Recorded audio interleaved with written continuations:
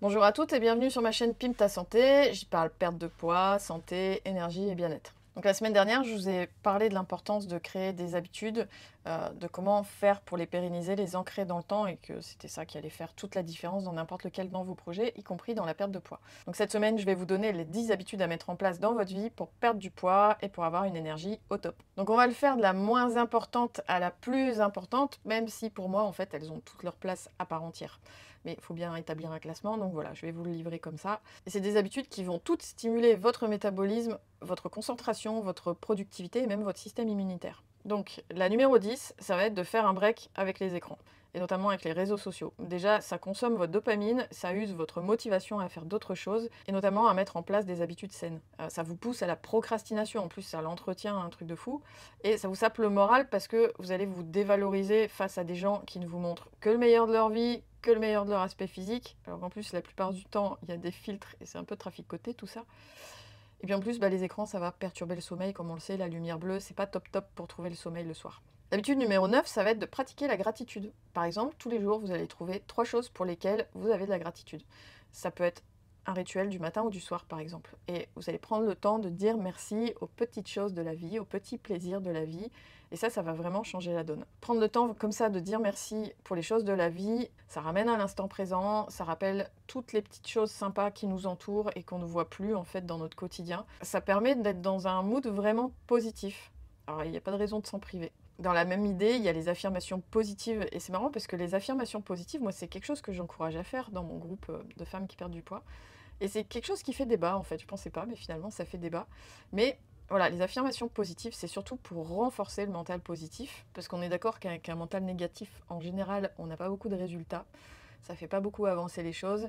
Et puis, ces affirmations positives, ça permet de vibrer à plus haute énergie. Et c'est aussi ça qui va aider à incarner la personne qu'on veut devenir, à changer d'identité. J'en parlais la semaine dernière dans la création des habitudes, changer d'identité. Justement, les affirmations positives, ça va aider à ça. Et ça va aider à devenir celle, justement, qui est capable d'aller chercher ce qu'elle veut. Ça va aussi aider à prendre l'entière responsabilité de sa situation, ne pas se chercher d'excuses, ni se plaindre, ni se victimiser. Ça sert à rien, ça fait pas avancer le schmilblick. Mais les affirmations positives, pour moi, le mieux, c'est encore de tester. Donc, habitude numéro 8, ça va être de pratiquer la méditation ou la cohérence cardiaque. Tous les jours, si possible. Parce que la méditation, c'est un peu comme un petit moment de pause pour l'esprit. Ça permet de se recentrer, de respirer, de laisser toutes les pensées turbulentes faire la queue pour sortir. En gros, c'est un peu comme si ça donnait des super pouvoirs pour affronter la journée avec calme, clarté et légèreté. La cohérence cardiaque, c'est un peu dans le même esprit, c'est un peu comme une petite séance de respiration magique pour votre petit cœur. Ça consiste à respirer à un rythme régulier, c'est pas difficile, pendant quelques minutes, pour synchroniser le rythme cardiaque avec la respiration et même avec l'activité cérébrale. Pourquoi c'est une bonne idée la cohérence cardiaque? Parce que ça aide à réduire le stress, la méditation aussi. Ça aide à réduire le stress et l'anxiété. Et voilà, quand le stress monte en flèche, quand on a quelque chose qui nous stretch un peu, la cohérence cardiaque, c'est vite fait, c'est vite pratiqué, et ça va vraiment faire redescendre cette pression. C'est comme si vous allez appuyer sur le bouton pause. Ça calme le jeu, ça apaise l'esprit, et ça ramène dans un état plus zen. Ça peut même aider à améliorer la concentration, ça va aussi booster le système immunitaire, et ça peut même aider à mieux dormir quand c'est pratiqué au moment du coucher. Donc l'habitude numéro 7, ça va être de mettre en place une routine matinale. Donc la routine matinale, c'est un peu la recette secrète pour démarrer la journée du bon pied. Ça consiste à mettre en place une petite série d'actions positives dès le matin, dès le réveil, pour vraiment booster l'énergie et la motivation. Vraiment pour affronter la journée qui nous attend. Pourquoi c'est une super habitude à adopter? Parce que déjà, ça donne un sentiment de contrôle sur la journée. Plutôt que de se lever au dernier moment, de repousser le réveil au max et après déjà d'être dans le speed dès le réveil, ça permet déjà de démarrer plus sereinement. On ne se laisse pas submerger par le chaos dès les réveils, on prend les rênes de sa journée et on met en place des petites actions simples mais efficaces. Donc ça peut être, je le disais juste avant, ça peut être de pratiquer la cohérence cardiaque, ça peut être de pratiquer une petite gym pour se mettre en forme, ça peut être d'aller marcher une dizaine de minutes à l'extérieur. Il y a plein de choses qu'on peut faire dès le matin comme ça. Et puis ça permet vraiment de se centrer sur soi-même, d'avoir un moment pour soi avant que le reste du monde ne vienne nous solliciter, que ce soit la famille, que ce soit professionnel, que ce soit la foule dans les transports en commun. Et encore une fois, ça va booster la productivité. En commençant la journée avec des actions positives, on met en place une dynamique qui donne envie de continuer sur la lancée. Déjà, ça coupe un peu le pied à la procrastination aussi. C'est un peu comme démarrer une voiture finalement. Une fois que le moteur est chaud, on peut y aller. L'habitude numéro 6, ça va être d'avoir un moment de détente chaque jour, un moment pour soi. C'est un petit instant où on dit à son cerveau, prends une pause, respire un bon coup et détends-toi. Pourquoi c'est une bonne habitude à adopter? Parce que ça permet de décompresser dans nos vies qui sont souvent très speed. Mais c'est comme quand on a l'impression d'avoir couru un marathon mental et qu'on s'accorde une pause. Ça, c'est comme une bouffée d'air frais et ça permet de relâcher les tensions accumulées. Ça permet aussi de recharger les batteries. On recharge nos téléphones, mais on pense jamais à se recharger nous. Donc, il est temps d'y penser, il est temps de se recharger, il est temps de s'accorder ce temps-là, de se brancher sur le secteur, je ne sais pas. Il est important d'identifier ce qui va vous faire du bien et ce qui va vous recharger en énergie. Moi, typiquement, je sais que j'ai besoin d'être seule. Déjà, pour ça, je me recharge quand je suis seule. Et je me recharge d'autant plus quand je suis dans la nature. C'est pour ça que j'adore pratiquer la randonnée. Il y a d'autres personnes qui vont se recharger quand elles voient du monde. Typiquement, en faisant une soirée entre amis, en famille, etc. Ça, c'est vraiment à chacun de se connaître et de savoir qu'est-ce qui vous recharge, vous. L'habitude numéro 5 pour perdre du poids, avoir une bonne santé et retrouver de l'énergie, ça va être de boire suffisamment d'eau.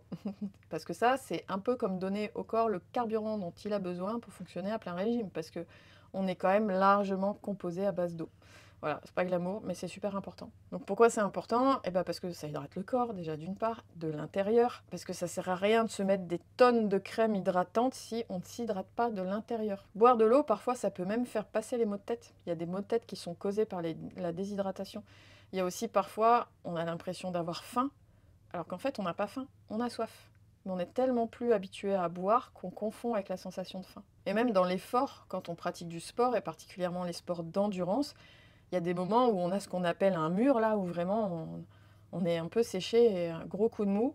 Et ben c'est pas toujours parce qu'on a faim, encore une fois. Ça peut être parce qu'on est déshydraté. Donc le truc, si vous avez du mal à boire, c'est de toujours avoir à portée de main une bouteille d'eau ou une carafe ou une gourde, ce que vous voulez. Et on peut fractionner, prendre des gourdes d'un demi-litre et puis on se fixe d'en boire 3 dans la journée. Ou alors on prend des verres qui ont une capacité de 150 millilitres, on se programme d'en boire 10 dans la journée. Voilà, il y a plein de façons de se réhabituer à boire. Et si vous trouvez que l'eau plate, bah, c'est un peu trop plat, on peut toujours ajouter des tranches de citron ou des tranches d'agrumes, quelques feuilles de menthe ou même du basilic. Voilà, il y a plein de choses qui peuvent agrémenter l'eau plate. L'habitude numéro 4, ça va être de faire 10 000 pas par jour. Pourquoi c'est une super habitude à adopter? Parce que déjà, ça permet de rester en forme sans trop d'efforts. Ça permet de faire bouger le corps. Le corps, il est fait pour bouger. Et pas besoin de devenir un athlète olympique pour profiter des bienfaits de la marche. Ça va être bénéfique pour la santé cardiovasculaire, pour la posture et même pour le moral. Le mieux, c'est encore de marcher en extérieur. Les tapis de marche, je vois pas trop l'intérêt parce que marcher, il n'y a pas besoin de matériel, il suffit de sortir et puis de mettre un pied devant l'autre. Et puis ça donne une bonne excuse pour explorer le monde qui nous entoure. Que ce soit en ville, que ce soit en campagne, que ce soit en bord de mer. Marcher, c'est l'occasion de découvrir de nouveaux endroits, de faire des nouvelles rencontres ou tout simplement d'apprécier la beauté de ce qui nous entoure. Et puis, mine de rien, finalement, marcher, on a quand même une sensation de vitalité qu'on ressent après une bonne balade. En marchant régulièrement, on augmente la circulation du sang, on libère des endorphines, les hormones du bonheur. Et puis on donne un bon coup de boost à son métabolisme. C'est un peu comme recharger les batteries, mais en plein air. Et puis finalement, 10 000 pas, c'est pas si compliqué que ça à intégrer dans une journée. Alors évidemment que si actuellement vous ne faites que 2 000 pas par jour, il va pas falloir vous dire qu'à partir de demain, vous allez en faire 10 000.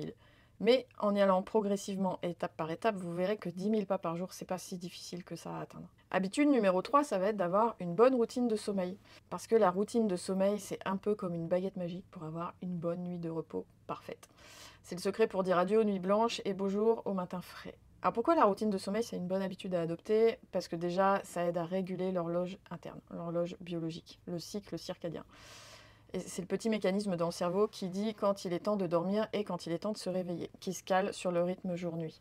Donc, pas besoin de dormir 10 heures d'affilée pour se sentir frais et dispo, mais en respectant une bonne routine de sommeil, en ayant un sommeil de qualité, on assure au corps un temps de repos optimal. Et ça permet de se réveiller le matin vraiment avec une bonne énergie. Et la routine de sommeil, en fait, ça permet de se détendre avant d'aller au lit. C'est une petite routine relaxante. Encore une fois, il faut trouver ce qui nous convient. Ça peut être de lire un livre, ça peut être de prendre une douche, un bain, ça peut être de méditer, ça peut être de faire de la cohérence cardiaque. Mais le tout, c'est de faire toujours la même chose pour que ça envoie un signal au cerveau qui lui dit « Eh mon gars, faut se détendre, ça va être l'heure d'aller dormir ». Donc l'important, c'est de trouver son rythme et de s'y tenir autant que possible. Vraiment, pour les heures de sommeil, c'est important d'être régulier. Habitude numéro 2, ça va être d'avoir des entraînements sportifs dans la semaine.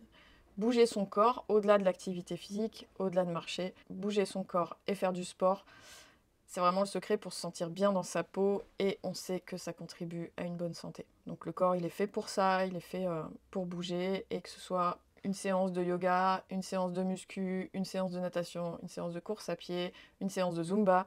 L'important, c'est vraiment de faire quelque chose qui nous fait du bien et qu'on aime. Le meilleur sport, c'est celui qu'on aime et qu'on va réussir à pratiquer de façon régulière dans la durée. Et le sport, encore une fois, ça booste l'énergie, ça libère des endorphines, les hormones du bonheur, c'est bon pour la santé et c'est bon pour le moral. Et l'habitude number one, mon sujet de prédilection, ma zone de génie, ça va être l'alimentation équilibrée. Bah oui, l'alimentation, c'est ce qu'on fait rentrer dans notre corps, c'est loin d'être anodin. Et même si ça sonne un peu cliché, manger sainement, c'est vraiment la base pour perdre du poids, pour être en bonne santé, pour être en forme. Donc quand je dis une alimentation équilibrée, ça ne veut pas dire qu'on doit dire adieu à ses cookies préférés. Loin de là, il faut juste déjà les manger en bon moment, et puis il faut que ça reste occasionnel, hein, on va pas se mentir. Mais voilà, il faut juste trouver un équilibre entre les petits plaisirs gourmands et les aliments qui font du bien au corps. Déjà, l'estomac dira merci, l'esprit aussi, le poids aussi, la balance aussi. Donc l'alimentation équilibrée, j'en ai déjà parlé, mais dans les grandes lignes, déjà c'est faire un petit déj avec des protéines et des bons gras, un repas complet le midi, un repas léger plutôt végétal le soir, une collation l'après-midi si on a besoin. Et pour faire simple, on évite les sucres raffinés, les sucres cachés, on privilégie les aliments le plus brut possible qu'on va cuisiner soi-même. Et si vraiment vous ne savez pas comment faire dans tout ça, je vous invite à me rejoindre dans mon programme Pim ta santé, et je vous mets le lien en description. Donc voilà mon top 10 des habitudes à mettre en place dans votre vie si vous voulez perdre du poids, si vous voulez retrouver de l'énergie, si vous voulez rester en bonne santé ou si vous voulez améliorer votre santé.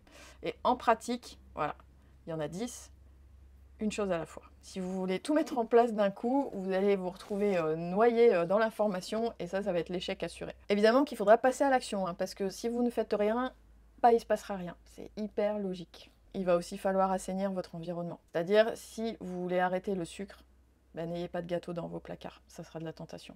Si vous voulez vous habituer à faire du sport 3 fois par semaine, mettez vos baskets et votre tenue de sport au même endroit, à portée de main, comme ça, vous les attraperez plus facilement pour sortir, vous arrêterez de procrastiner. Comme je disais tout à l'heure, il faut aussi être réaliste dans ses objectifs. Si actuellement vous ne faites que 2000 pas par jour, ne visez pas 10 000 pas par jour tous les jours à partir de demain. Et comme j'en parlais dans la précédente vidéo sur la création des habitudes, il va falloir trouver votre motivation profonde. Par exemple, perdre du poids pour l'esthétique, c'est bien, mais apprendre à manger équilibré pour le transmettre à ses enfants, c'est une raison qui est beaucoup plus forte et beaucoup plus motivante sur le long terme.